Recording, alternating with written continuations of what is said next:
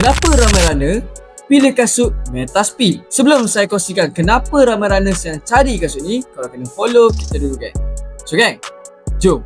Macam yang korang tahu, kasut Asics Metaspeed diciptakan untuk race day.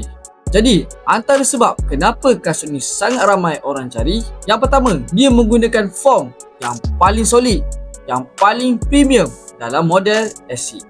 Jadi untuk foam kasut ni, rasa dia ringan, bouncing dan juga lembut. Setiap langkah larian korang akan rasa kasut ni seperti berlari di atas awan. Yang kedua pula, kenapa kasut ni ramai orang cari? Sebab dia mempunyai carbon plate. Full carbon plate yang ada pada kasut ni mampu memberikan korang untuk push korang punya speed untuk berlari ataupun bergerak dengan lebih cepat. Jadi setiap korang punya larian akan rasa lebih laju dan juga efisien. Yang paling special pula, untuk Metaspeed ni sebenarnya dia ada dua model. Model yang pertama adalah Metaspeed Sky. Metaspeed Sky ni adalah diciptakan untuk runners yang nak berlari, yang nak panjangkan dia punya stride. Manakala model satu lagi iaitu Metaspeed Edge. Metaspeed Edge ni dicipta untuk orang yang nak naikkan dia punya cadence. Jadi kedua-dua kasut ni mempunyai larian yang berbeza dan depends korang punya larian untuk pilih model-model ni. Macam yang korang tahu, ini adalah kasut yang bukan untuk buat daily, tapi ini kasut yang korang boleh kejar untuk buat